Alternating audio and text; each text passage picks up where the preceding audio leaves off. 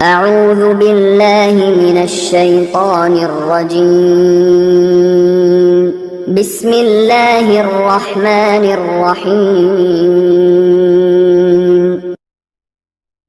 السلام عليكم ورحمة الله وبركاته. الحمد لله والصلاة والسلام على نبينا محمد رسول الله صلى الله عليه وسلم. أعوذ بالله من الشيطان الرجيم بسم الله الرحمن الرحيم والفجر وليال عشر. புகழும் புகழ்ச்சியும் எல்லாம் அல்ல அல்லாஹ் ஒருவனுக்கு. அல்லாஹுவின் சாந்தியும் சமாதானமும் முஹம்மது ரசூலுல்லாஹி ஸல்லல்லாஹு அலைஹி வஸல்லம் அவர்கள் மீதும் அவர்களை பின்பற்றி வாழ்ந்த உத்தம சத்திய சஹாபாக்கள், தாபிஈன்கள், தபஅ தாபிஈன்கள், உலக முஃமின்கள், முஸ்லிம்கள், நம் முன்னோர்கள், நம் சந்ததிகள், குறிப்பாக நம் அனைவர்கள் மீதும் என்றென்றும் உண்டாவதாக. ஆமென். கண்ணியத்திற்குரியவர்களே, புனிதமான துல்ஹஜ் மாதத்தின் பிறை 10ஆம் இரவில் இறைவனுக்கு பிடித்தமான இறை இல்லத்தில் நாம் எல்லாம் ஒன்று கூடியிருக்கிறோம். அல்ஹம்துலில்லாஹ். இந்த இரவு சாதாரணமான சராசரி இரவுகளைப் போல அல்ல. துல்ஹஜ் பிறை 10ஆம் இரவில்தான் ஹாஜிகள் அரஃபாவுடைய மைதானத்தில் தன்னுடைய அமல்களை நிறைவு செய்துவிட்டு முஸ்தலிஃபாவிற்கு வந்து இரவெல்லாம் விழித்திருந்து இறைவனிடத்தில் பிரார்த்தனை செய்வதும், இறைவனை விக்ர் செய்வதும், தக்பீர் முழக்கங்கள் எழுப்புவதுமாக இந்த இரவில் அதிகமான நன்மைகளை பெற்றுக்கொள்ளக்கூடிய உன்னதமான இரவு இந்த இரவு. அல்லாஹ் சுப்ஹானஹு வ தஆலா குர்ஆனிலே சிலவற்றின் மீது சத்தியமிட்டு சில செய்திகளை பேசுவார். பொதுவாக எதை கொண்டு நாம் சத்தியம் செய்கிறோமோ அந்த ஒன்று உயர்வானதாகத்தான் இருக்கும். அல்லாஹ் ரப்பல் ஆலமீன் குர்ஆனில் வல் ஃபஜர், விடியற் காலையின் மீது சத்தியமாக, வலயாலின் அஷர், 10 இரவுகளின் மீது சத்தியமாக என்று அல்லாஹ் தஆலா சத்தியமிட்டு தொடங்குகிறார்.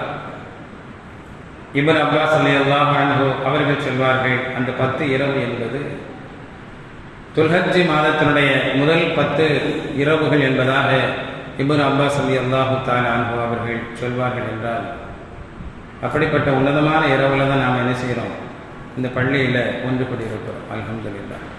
கண்மணி நாயகம் ஸல்லல்லாஹு அலைஹி வஸல்லம் அவர்கள் சொல்வார்கள், 5 இரவுகளில் அடியானுடைய பிரார்த்தனை மறுக்கப்படுவது இல்லை.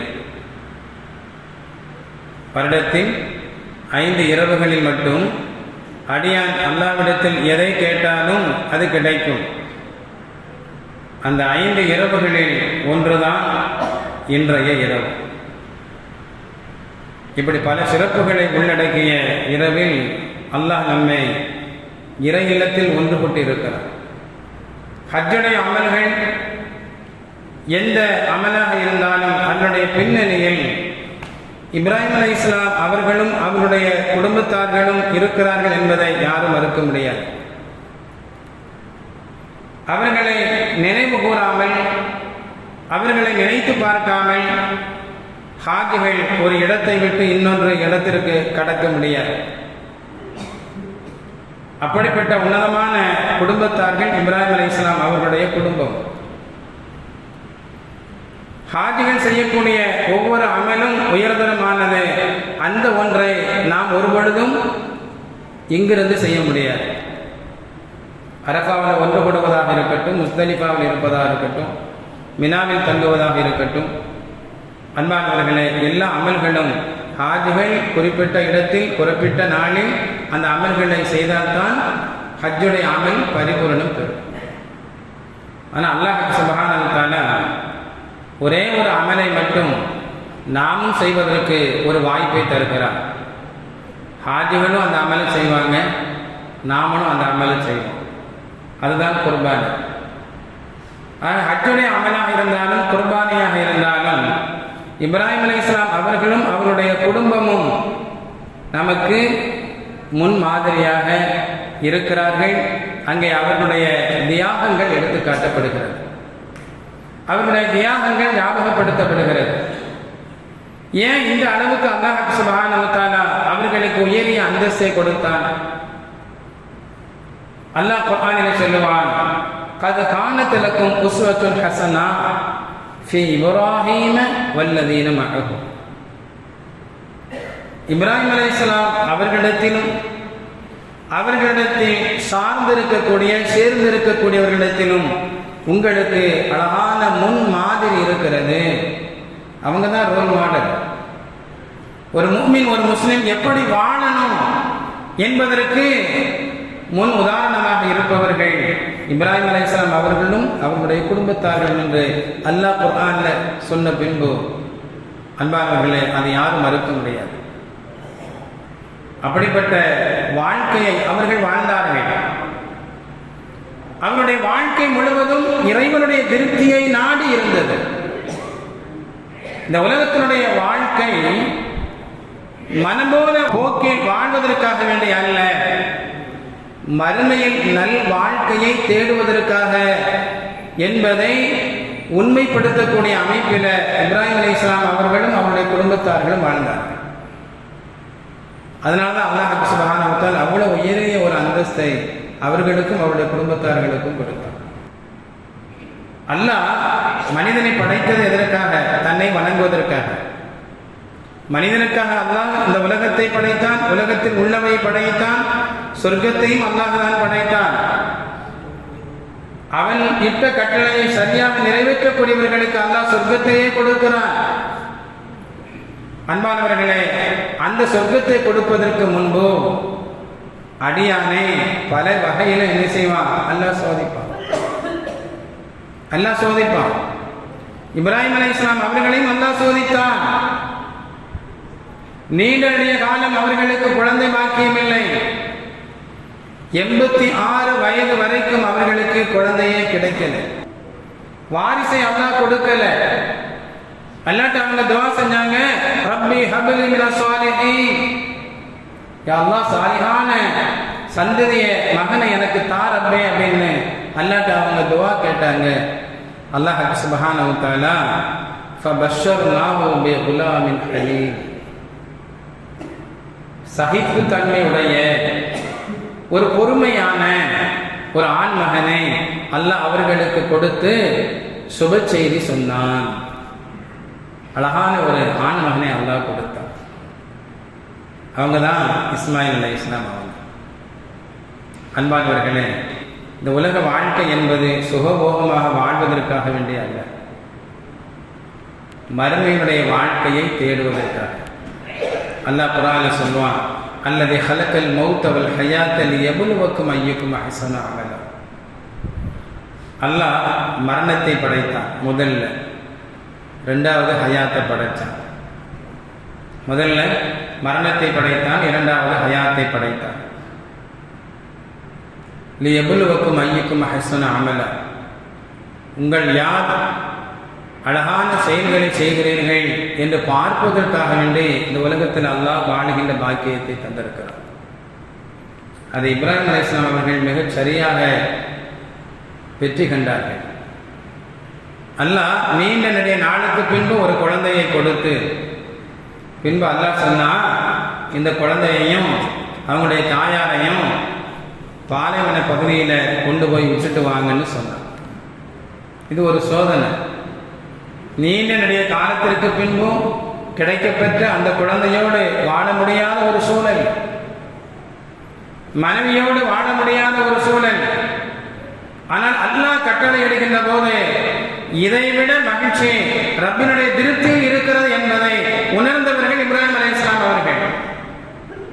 தன்னுடைய மனைவியும் தன்னுடைய பிள்ளையையும் ஆட்கள் நடமாட்டம் இல்லாத பாலைவன பகுதியில், செடி கொடிகள் ஏதும் இல்லாத ஒரு இடத்துல, வனாந்தரத்தில் கொண்டு போய் அவர்கள் விட்டு வந்தார்கள்.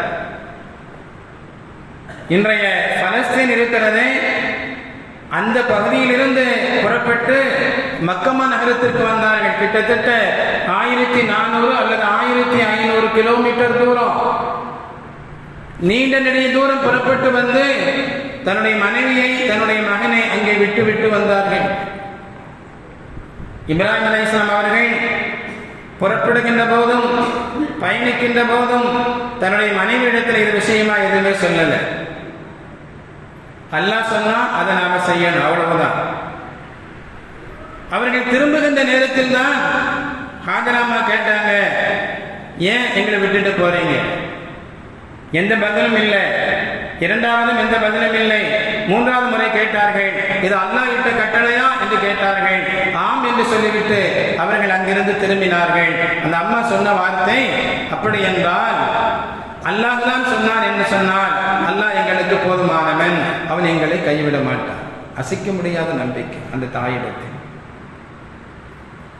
தன்னந்தனியாக ஆண் நடமாட்டம் இல்லாத, செடி கொடிகள் இல்லாத, நிழல் இல்லாத, தண்ணீர் இல்லாத, உணவு இல்லாத அந்த இடத்தில் தன்னுடைய பச்சிலும் குழந்தையோடு அந்த தாய் இருப்பதற்கு தன்னை தயார்படுத்திக் கொண்டார்கள் என்று சொன்னால் ரப்பின் மீது வைத்திருக்கக்கூடிய நம்பிக்கை அவ்வளவு அழுத்தமானது.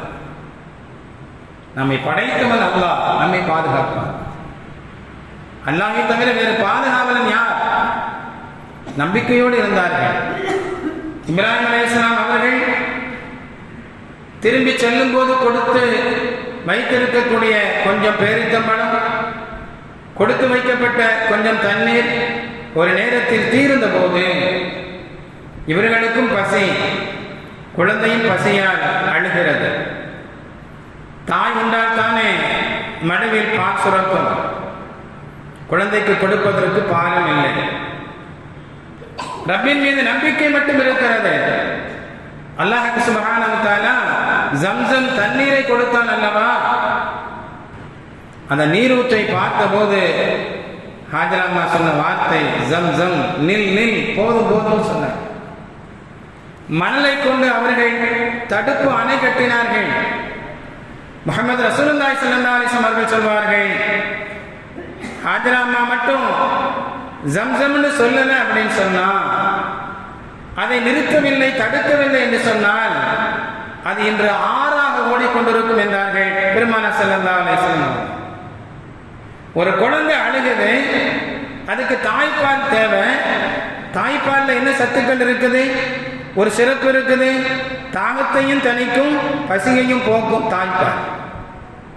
வெறுமனே தண்ணீர் கொடுத்தால் குழந்தையினுடைய பசி போகுமா? போகாது. அல்லாஹ் தஆலா தாய்ப்பாலுக்கு அந்த தன்மையை கொடுத்திருக்கிறான். பசியையும் போக்கும், தாகத்தையும் தணிக்கும்.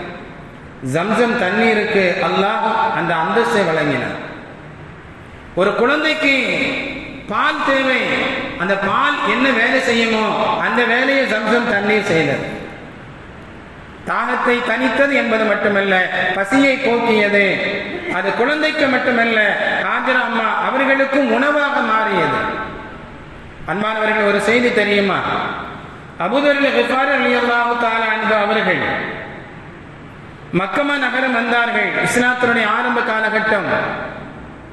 யார் நல்லவர் யார் கெட்டவர் என்று பிரித்து பார்க்க முடியாத ஒரு ஆரம்ப காலகட்டம் அது. யார் முஸ்லிம் யார் முஸ்லிம் இல்லை என்பது தெரியாது. மக்கமா நகரத்திலேயே காபாவிலேயே அவர்கள் தங்கிவிட்டார்கள். ஒரு மாத காலம் ஜம்சம் தண்ணீரை தவிர எதுவுமே அவர்கள் சாப்பிடல, குடிக்கல. பின்புதான் ஒரு மாதத்திற்கு பின்பு பெருமானார் ஸல்லல்லாஹு அலைஹி வஸல்லம் அவர்களை சந்தித்த போது நபிகளார் கேட்டார்கள், ஒரு மாசமா நீங்க அங்கே தங்கி இருந்தீங்களே, உங்களுக்கு உணவுக்கு என்ன செஞ்சீங்க? அவங்க சொன்னாங்க, ஜம்சம் தண்ணீரை குடித்தேன், அதை தவிர வேறு எதுவுமே நான் சாப்பிடல. அல்லாஹ் சுப்ஹானஹு வ தஆலா அவர்களுடைய பசியை போக்கினான், அவருடைய தாகத்தை தணித்தான். அபூதர் கிஃபாரி ரலியல்லாஹு அன்ஹு அவங்க சொன்னாங்க, ஒரு மாத காலம் அங்கே இருந்து ஜம்சம் தண்ணீரை குடித்தேன், அது தாகம் தீர்க்கும் தண்ணீராக உணவாக எனக்கு அமைந்ததனால் உன்னுடைய உடல் பெருத்தது என்பதாக அபூதர் கிஃபாரி ரலியல்லாஹு அன்ஹு அவங்க சொல்றாங்கன்னா, அல்லாஹ் ஜம்சம் தண்ணிக்கு அவ்வளவு மகத்துவத்தை வச்சிருக்கிறான். என்ன நியத்து செய்து நாம் குடிக்கிறோமோ அந்த நியத்தை அல்லாஹ் கபூல் செய்கிறான். நோய் தீர்க்கும் நிவாரணியாக ஜம்சம் தண்ணீரை அல்லாஹ் சுப்ஹானஹு வ தஆலா வைத்திருக்கிறார். இப்படி அந்த பாலைவன பகுதியிலே அவர்கள் தனித்திருந்தாலும் அல்லாஹ்வுடைய உதவியை பெற்றார்கள். தன்னுடைய கணவர் அருகில் இருக்க வேண்டும் என்று உள்ளத்தில் ஆசை இருந்தாலும் அல்லாஹ்வுடைய திருப்தியை விட அது பெரிதல்ல என்கிற முடிவுக்கு வந்ததனால் அல்லாஹ் சுப்ஹானஹு வ தஆலா அவர்களுக்கு என்ன தேவையோ அந்த தேவையை செய்து கொடுத்தார். காலம் கடந்தது. இப்ராஹிம் அலைஹிஸ்ஸலாம் அவர்கள் கனவொன்று கண்டார்கள். தன் கரத்தால் தான் பெற்றெடுத்த பிள்ளையை தானே அறுக்க வேண்டும் என்று அல்லாஹ் கட்டளை இடுகின்ற போது அதை நிறைவேற்றுவதற்காக தன்னுடைய பிள்ளையை அழைத்து அல்லாஹ் சொன்ன செய்தியை சொன்னார்கள். அல்லாஹ் குர்ஆன்ல என்ன சொன்ன ஆரம்பத்தில், ஃபபஷர்னாஹு பிகுலாமின் ஹலீம், சகிப்பு தன்மையுள்ள பொறுமையான ஒரு பிள்ளையை கொண்டு உங்களுக்கு நற்செய்தி சொன்னோம் என்று சொன்னானே, அந்த பொறுமை கடலான இஸ்மாயில் அலைஹிஸ்ஸலாம் அவரிடத்திலே தந்தை இப்ராஹிம் அலைஹிஸ்ஸலாம் அவங்க கேட்குறாங்க, உன்னை அறுத்து பலியிடும்படி அல்லாஹ் எனக்கு கட்டளையிட்டு இருக்கிறான், நீ என்ன சொல்றன்னு கேட்டாங்க. அன்பானவர்களே, யா அபதி ஃபஅல் மா துக்மரு சதஜிதுனி இன்ஷா அல்லாஹ் மினஸ் சாபிரீன். அந்த சின்ன பிள்ளை ஒரு 10 அல்லது 13 வயசு இருக்கும். அந்த சின்ன பிள்ளை சொல்லிச்சு, என்னுடைய தந்தையே, அல்லாஹ் எதை உங்களுக்கு ஏவினானோ எதை கட்டளையிட்டானோ அதை நீங்கள் செய்யுங்கள். என்னை நீங்கள் அந்த நேரத்தில் பொறுமையாளனாக நீங்கள் கண்டுகொள்வீர்கள். நான் அந்த நேரத்தில் பொறுமையாக இருந்துக்கிறத, அல்லாஹ் எதை சொன்னானோ அதை நீங்கள் செய்யுங்க. என்ன அறுக்கத்தானே சொன்னான், நீங்கள் அருங்க, நான் பொறுமையாக இருக்கிறேன் அப்படின்னு சொல்லி இஸ்மாயில் அலைஹிஸ்ஸலாம் அவர்கள் சொன்ன செய்தி வரலாற்றிலே நாம் பார்க்கும்போது அந்த பிஞ்சு உள்ளத்தில் எவ்வளவு நிறைவான அழுத்தமான ரப்பின் மீது நம்பிக்கை, எவ்வளவு பெரிய ஈமானை அல்லாஹ் வைத்திருக்கிறான். அன்பானவர்களை, இன்னொன்றை நாம் ஞாபகத்தில் கொள்ள வேண்டும். ஒரு தந்தையின் அரவணைப்பு இல்லாமல் ஒரு தாய் தன்னுடைய பிள்ளையை எப்படி வளர்த்தெடுக்க வேண்டும் என்கிற பாடமும் அங்கே இருக்கிறது. நம்ம ஊர் பகுதியில் பெரும்பாலும் ஆண்கள் வெளிநாடுகளில் வெளியிடங்களில் சம்பாதிக்க போறாங்க.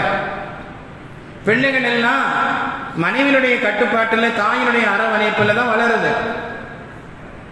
ஹாஜரா அம்மா அவங்க இஸ்மாயில் அலைஹிஸ்ஸலாம் அவர்களை எப்படி வளர்த்திருந்தால் இந்த வார்த்தையை அவர்கள் சொல்லியிருப்பார்கள். அல்லாஹ் எதை சொன்னானோ அதன்படி நீங்கள் செய்யுங்கள், என்னை அறுத்து பலியிடும்படி அல்லாஹ் சொல்லியிருக்கிறான் என்றாலும் நீங்கள் அந்த காரியத்தை செய்யுங்கள், நான் பொறுமையாக இருப்பேன் என்று சொல்வதற்கு அந்த ஈமானிய பலம் வேண்டுமா இல்லையா? அதை ஊட்டியவர்கள் யார்? ஹாஜரா அம்மா, அவங்களுடைய தாயார். அல்லாஹ்னா யாரு அப்படின்னு சொல்லி கொடுத்ததுனால தான் அந்த வார்த்தை வந்துச்சு. தந்தையினுடைய சிறப்பு என்ன என்பதை சொல்லிக் கொடுத்ததால் தான் அந்த வார்த்தை வந்தது. தந்தை சொன்னால் அதற்கு கட்டுப்படணும் அப்படிங்கிற விஷயத்தை அந்த பிஞ்சு மனதில் விதைத்ததால் தான் அந்த வார்த்தை வெளிப்பட்டது. அன்பானவர்களே, ஒரு தாய் இப்படித்தான் பிள்ளையை வளர்த்தெடுக்க வேண்டும் என்பதற்கு முன் உதாரணமாக இருப்பவர்கள் ஹாஜரா அம்மா அவங்க. அதுபோல பிள்ளைகள் எப்படி இருக்கணும்? இஸ்மாயில் அலைஹிஸ்ஸலாம் அவர்களைப் போல இருக்கணும். தந்தை சொல்லுக்கு கட்டுப்படக்கூடிய, தாயின் அரவணைப்பில் தனித்திருந்தாலும் அவருடைய சொல் பேச்சு கேட்கக்கூடிய, ரப்பின் மீது அழுத்தமாக நம்பிக்கை கொண்டிருக்கக்கூடிய ஒரு பிள்ளையாக வளர வேண்டும் என்பதற்கு இஸ்மாயில் அலைஹிஸ்ஸலாம் அவர்கள் முன் உதாரணம். அதனாலதான் அல்லாஹ் சொன்னா, கத் கானத் லக்கும் உஸ்வத்துன் ஹஸனா ஃபி இப்ராஹீம வல்லதீன மஅஹு.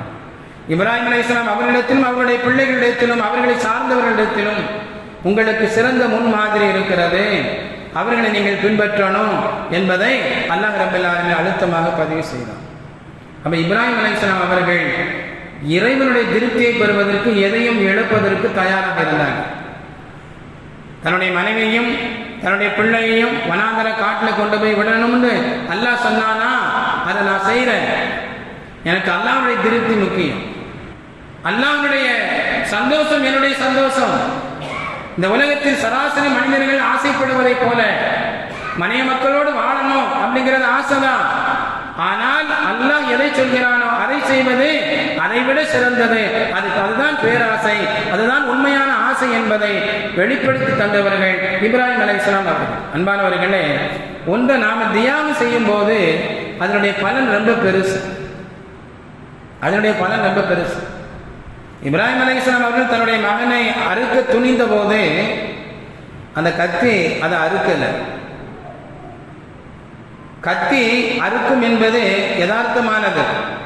ஆனால் கத்திக்கு அறுக்கும் தன்மையை கொடுக்கும் ஆற்றல் ரப்பு தன்னுடைய கைவசம் வைத்திருக்கிறார். தீனா சுடும்னு நாம் சொல்லுவோம், நெருப்பு சுடும் அப்படிங்கிற சொல்லி நாம் சொல்லுவோம். அல்லாஹ்வுடைய அனுமதி இருந்தால்தான் அது சுடும் என்பதற்கும் இப்ராஹிம் அலைஹிஸ்ஸலாம் அவர்களுடைய காலத்து வரலாற்று நிகழ்வு நமக்கு பாடமாக இருக்கிறது. நெருப்பு குண்டத்தில் போடப்பட்ட போதும் அந்த நெருப்பு சுடல. யா நாருக்கூனி பரதவ சலாமா, அல்லாஹ் சொன்னா, ஓ நெருப்பு நீ குளிர்ச்சியாக, குளிர்ச்சி என்றால் கடும் குளிர்ச்சியாக இல்லாமல் மகிழ்ச்சி தரக்கூடிய, உடல் ஏற்றுக்கொள்ளக்கூடிய, நிம்மதி தரக்கூடிய குளிர்ச்சியாக நீ ஆகிவிடு என்று அல்லாஹ் சொன்னான். அந்த நெருப்பு அப்படியே ஆனது. அல்லாஹ் தன்னுடைய கட்டுப்பாட்டில் வச்சிருக்கிறான். அதற்கடுத்து சொர்க்கத்தின் ஆட்டை அல்லாஹ் கொடுத்து குர்பானி எட சொன்னான். கியாமத்து வரைக்கும் வரக்கூடிய முஃமின்கள், முஸ்லிம்கள் அந்த கடமையை நிறைவேற்றக்கூடிய வகையில் அல்லாஹ் தஆலா ஒரு கடமையாக அல்லாஹ் ஆக்கி தந்திருக்கிறான். இப்ராஹிம் அலைஹிஸ்ஸலாம் அவருடைய தியாகம் கியாமத்து வரைக்கும் என்ன செய்யப்படும்? நினைவு கூறப்படும். அப்போ ரப்புக்காக ஒன்றை இழப்பதற்கு, தியாகம் செய்வதற்கு அவர்கள் முன் வந்தார்கள். அவருடைய குடும்பம் முன் வந்தது.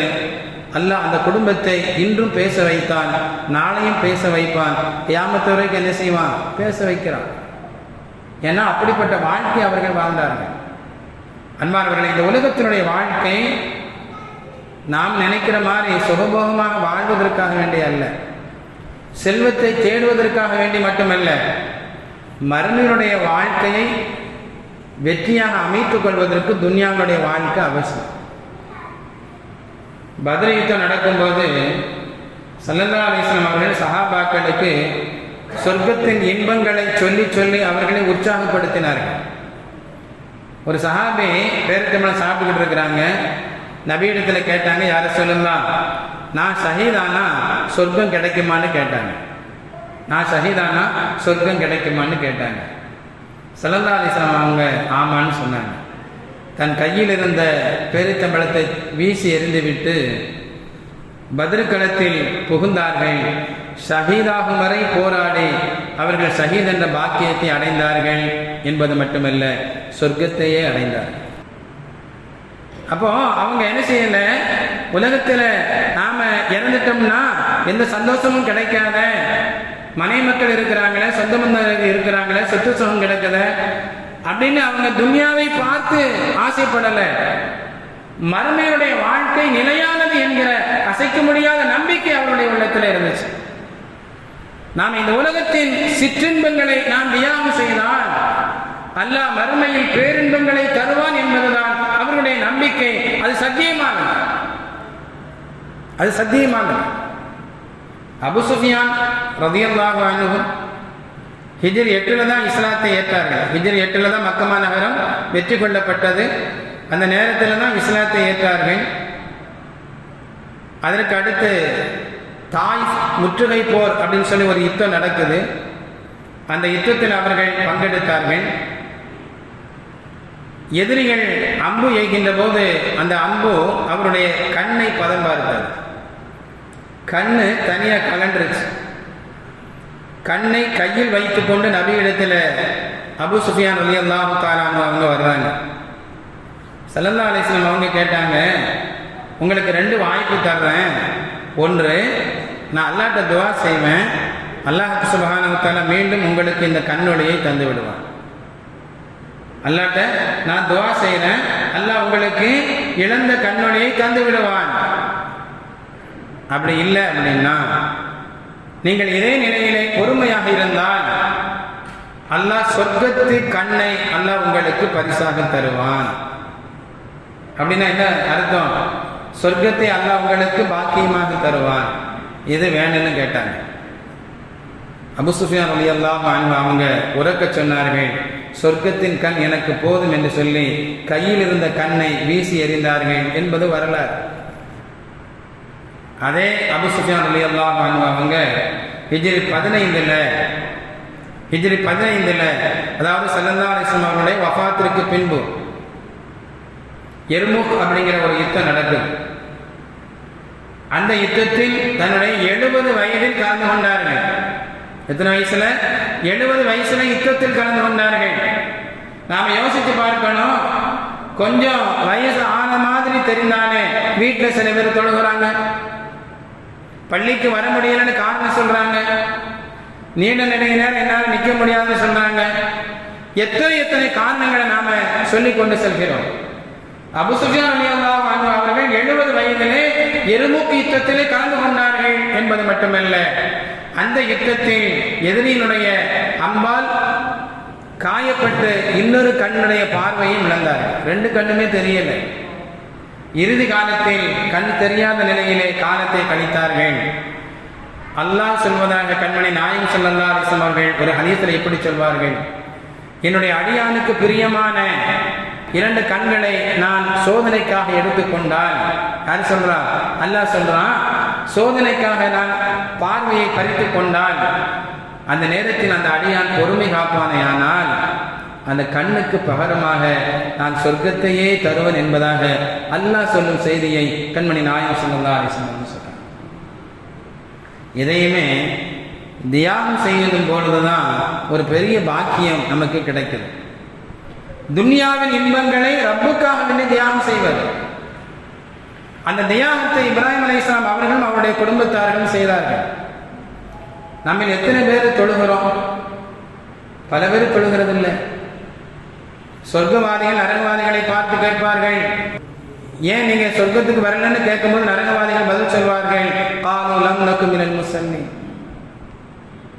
நாங்கள் தொழக்கூடியவர்களாக ஆகல. முதல் காரணம்.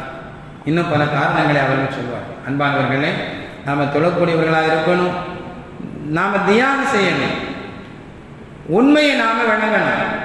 இந்த துன்யாவுடைய வாழ்க்கை என்பது நீண்ட நெடிய காலம் வாழணும் அப்படின்னு சொல்லி எல்லா மனுஷனும் ஆசைப்படுறான். ஸல்லல்லாஹு அலைஹி வஸல்லம் சொல்லுவாங்க, ஒரு மனிதனுடைய வாழ்க்கை எப்பொழுது வெற்றி பெறுகிறது தெரியுமா? நீண்ட ஆயுளை பெறுவதோடு இறைவனுக்கு பிடித்தமான நல்ல வாழ்க்கை வாழ்வது கொண்டு வெற்றி பெறுகிறார். கொஞ்ச காலம் தான் வாழ்ந்தான், அவன் தோல்வி என்பது அல்ல, எப்படி வாழ்ந்தான் அப்படிங்கிறது தான் ரொம்ப முக்கியமானது. செல்வம் இருந்தால் வெற்றி என்பது அல்ல. ஃபிரௌனிடத்தில் செல்வம் இருந்தது, அரசாட்சி இருந்தது, வெற்றி கிடைத்ததா? இல்லை. ஈமான் வேணும். ஆசியா அம்மா ஃபிரௌனுடைய மனைவியாக உலகத்தில் இருந்தவர்கள். உலகத்தில் தலை சிறந்த பெண்களில் ஒருவராக ஆசியா அம்மா இருக்கிறார்கள் என்பதை பெருமானார் ஸல்லல்லாஹு அலைஹி வஸல்லம் அவங்க அடையாளப்படுத்தினாங்க. ரப்பாக அல்லாஹ்வை ஏற்றுக்கொண்டார்கள் ஆசியா அம்மா. மூசா அலைஹிஸ்ஸலாம் அவர்களை அல்லாஹ்வுடைய தூதர் என்று அங்கீகரித்தார்கள். அதனால ஃபிரௌன் என்ன செஞ்ச? ஆசியா அம்மாவை கடுமையான சித்திரவதைக்கு உள்ளாக்கணும். கை கால்களில் ஆணியை கொண்டு அடித்து வெயிலில் அவர்களை படுக்க வைத்து பெரும் கல்லை நெஞ்சின் மீது வைத்தான் ஃபிரௌன். அன்பானவர்களே, அந்த அம்மா அதை சகித்து கொண்டார்கள். அவங்க என்ன கேட்கல, அல்லாஹ் ஃபிரௌனை நீ அழிச்சிரு, எனக்கு அரண்மனையை கொடு, நான் ராணியா வாழ்றேன், நான் அரசாட்சி செய்யறேன்னு கேட்கல. அல்லாஹ்ட்ட என்ன கேட்டாங்க? ரப்பிப்னிலி இந்தக பைத்தன் ஃபில் ஜன்னத்தி வநஜ்ஜினி மின் ஃபிரௌன வஅமலிஹி வநஜ்ஜினி மினல் கௌமில் ஸாலிமீன். யா அல்லாஹ், சொர்க்கத்தில் ஒரு மாளிகையை எனக்கு கொடு. அப்ப இந்த உலகத்தினுடைய வாழ்க்கையை மறுமைக்காக வேண்டி அவங்க என்ன செஞ்சாங்க? பயன்படுத்தினாங்க.